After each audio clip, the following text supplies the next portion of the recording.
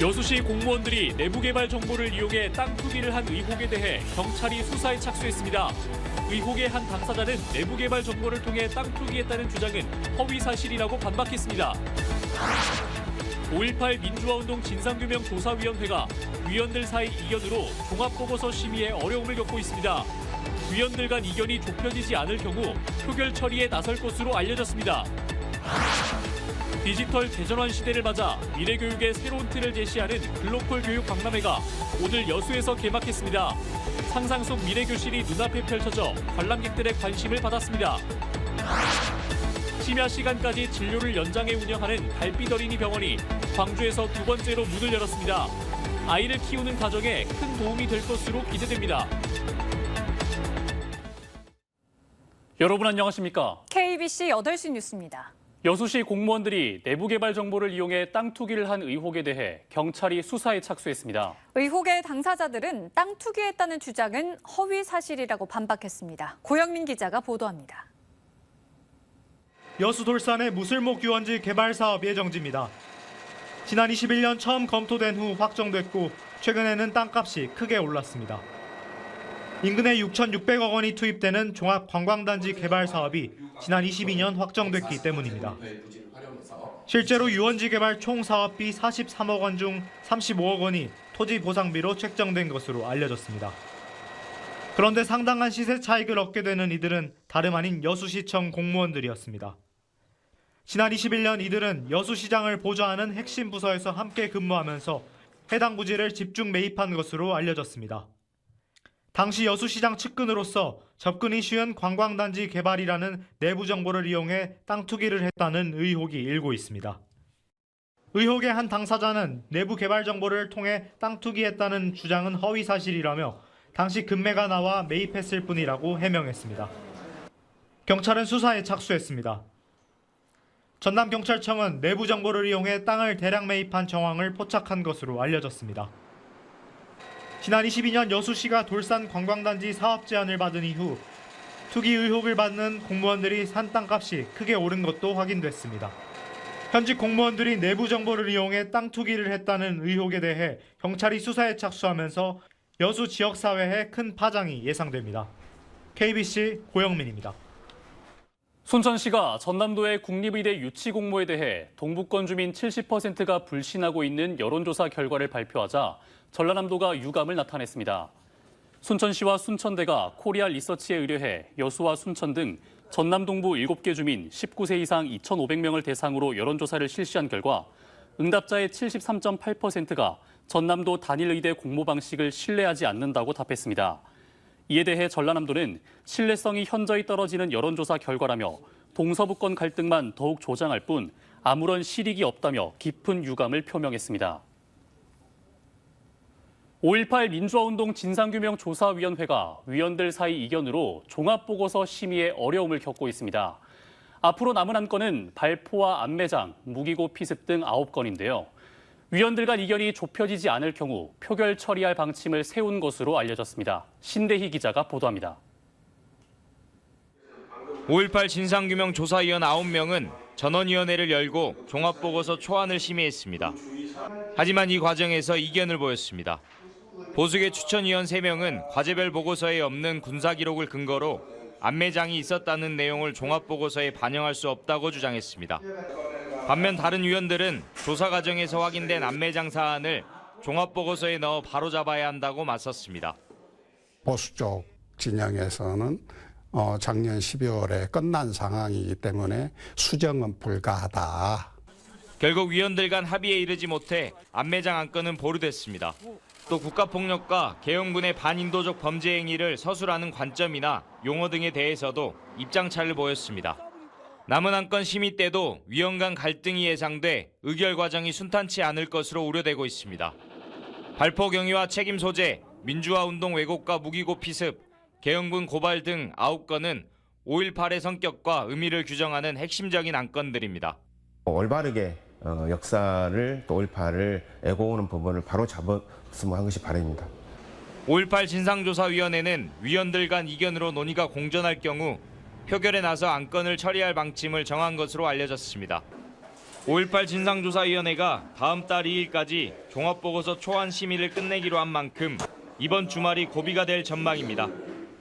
KBC 신대희입니다. 김윤상 기획재정부 2차관이 광주를 방문해 미래차 산업 생태계 현장을 점검했습니다. 김 차관은 오늘 광주의 미래차 산업기지인 빅그린 산단과 미래차 국가산단, 소부장 특화단지 등을 둘러보고 관계부처와 지자체 관계자들이 참석한 가운데 광주 미래차 산업 육성을 위한 간담회를 열었습니다. 이 자리에서 광주광역시는 김 차관에게 미래자동차 핵심 부품 개발 지원, 공동활용 플랫폼 구축과 인공지능 혁신 실증밸리 조성 등에 대한 기재부의 협조를 요청했습니다. 우리가 상상하는 미래교육은 과연 어떤 모습일까요? 디지털 대전환 시대를 맞아 미래교육의 새로운 틀을 제시하는 글로컬 교육 박람회가 오늘 여수에서 개막했습니다. 정의란 무엇인가의 저자 마이클 샌델 하버드대 교수가 기조 강연을 해 관심을 끌었습니다. 박승현 기자가 취재했습니다. 한적했던 여수 세계박람회장이 전국 각지에서 모인 교사와 학생들로 북적입니다. 베일을 벗은 미래교실에서는 디지털 책상에서 AI를 기반으로 하는 맞춤형 수업이 이어집니다. 상상 속 미래교육을 현실로 구현한 글로컬 교육박람회가 여수 세계박람회장에서 개막했습니다. 박람회 이름을 글로컬 미래교육으로 정하고도 지역적 세계화를 통하여 지속 가능한 미래를 함께 만들어가자는 의지의 표현입니다. 공생애 교육, 지속 가능한 미래를 주제로 다음 달 2일까지 열리는 이번 박람회는 지역 소멸을 막고 지방 중심의 교육을 강화하기 위해 마련됐습니다.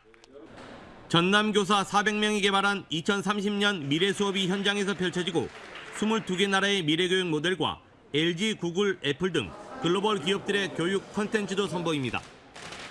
세계적인 석학들도 여수를 찾습니다. 저서 정의란 무엇인가로 유명한 마이클 샌델 하버드대 교수가 개막식 기조 강연자로 나서 박수갈채를 받았습니다. 이 밖에도 로봇공학자 데니스 옹, 미래학자 토마스 프레이, 스탠퍼드 대학 폴킴 부학장의 강연이 줄줄이 예정돼 있습니다. 이번 박람회에서 대한민국이 그동안 고민하고 정책해온 미래교육의 해답을 생생하게 확인하실 수 있을 것입니다. 전남도 교육청은 박람회가 열리는 닷새 동안 22개 나라 학생 130명을 포함해 학생 16만 명이 방문할 것으로 전망했습니다.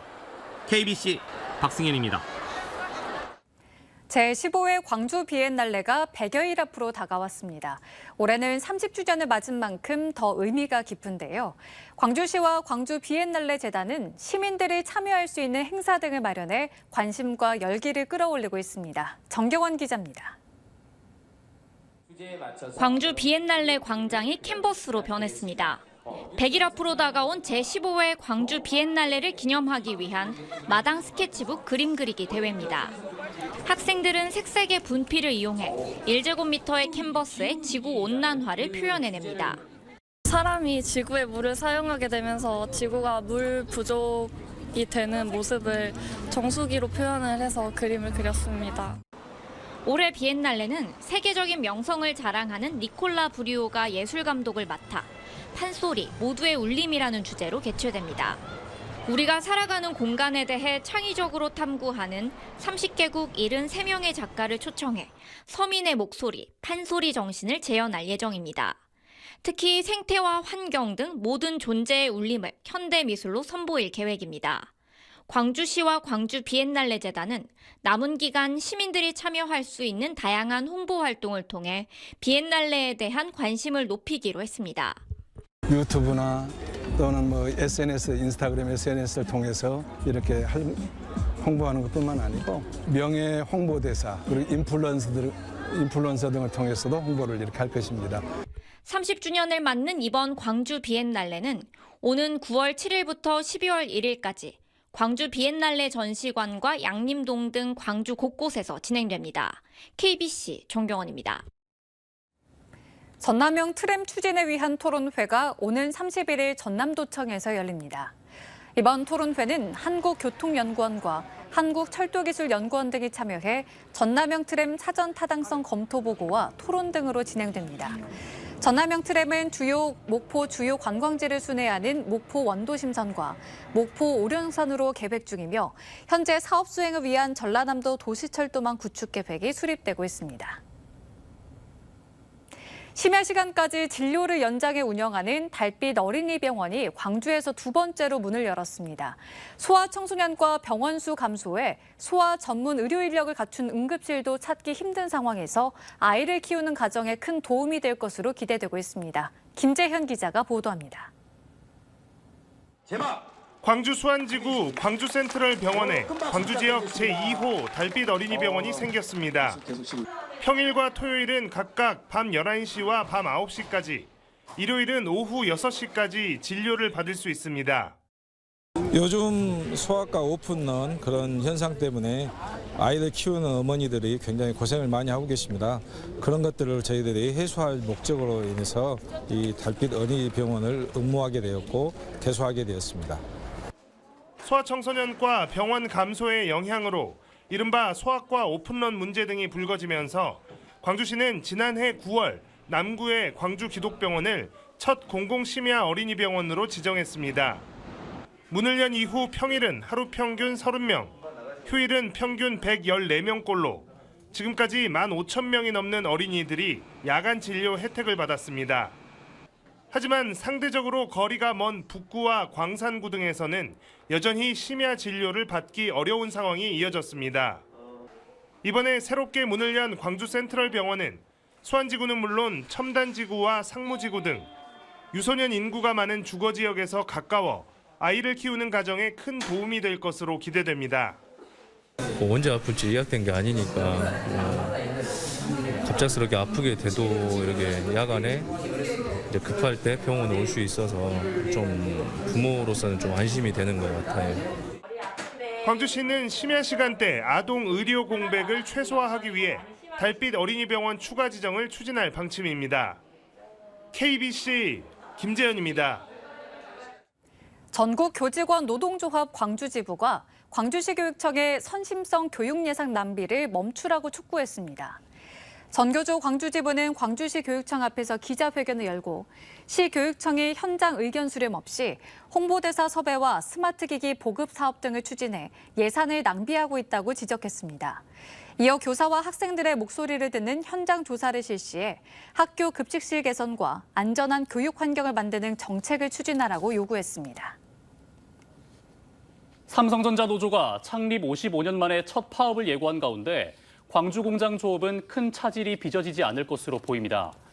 삼성전자 직원 2만 8천여 명이 소속된 최대 노조 전국 삼성전자 노동조합은 지난 1월부터 이어온 사측과의 임금 협상과 단체 교섭에서 이견을 좁히지 못해 다음 달 7일 집단 연차 휴가를 사용하는 등 파업에 나선다고 밝혔습니다. 다만 생활가전 생산 공장인 광주 공장의 경우 반도체 중심의 전국 삼성 노동조합 파업 요청에 크게 영향을 받지 않을 것이라는 전망이 나오고 있습니다. 전라남도가 장마철 수산 피해 제로를 목표로 선제적 대응에 나섭니다. 전라남도는 다음 달 10일까지 피해 발생 우려 지역을 중심으로 양식장과 인양기, 부전교 등 36,900여 곳에 대한 실태 점검을 벌여 예방 조치를 취하기로 했습니다.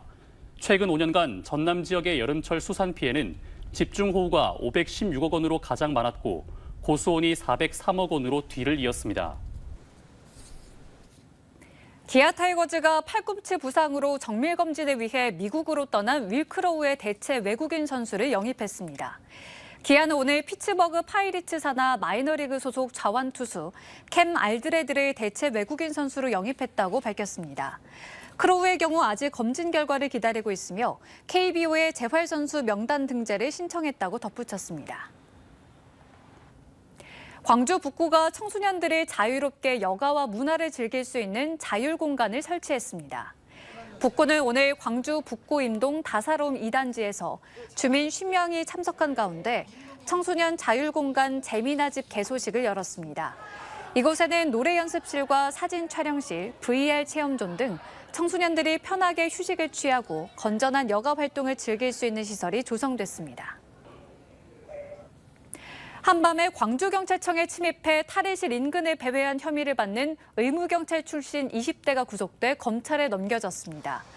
광주 광산경찰서는 지난 4일 밤 10시쯤 광산구 소촌동 광주경찰청 지하 1층에서 체력 단련실과 탈의실 인근을 배회하다 여직원이 신고하자 달아난 혐의로 20대 A씨를 구속 송치했습니다. 광주청 의경으로 복무했던 A씨는 경찰 조사에서 과거 추억이 떠올라 체력 단련실 등을 둘러봤지만 탈의실에는 들어가지 않았다고 말한 것으로 알려졌습니다. 전라남도가 소상공인 등을 대상으로 브랜드와 디자인 지원 사업에 나섭니다. 다음 달 17일까지 신청을 받아 신규 제작 8곳과 리뉴얼 10곳을 선정해 디자인 전문 회사를 통해 상호와 제품, 포장 등 디자인과 시제품 제작을 지원할 계획입니다. 전라남도는 우수한 기술력을 갖고 있으면서도 시장에서 가치를 인정받지 못하고 있는 소상공인 지원을 위해 추진하는 사업이라고 설명했습니다.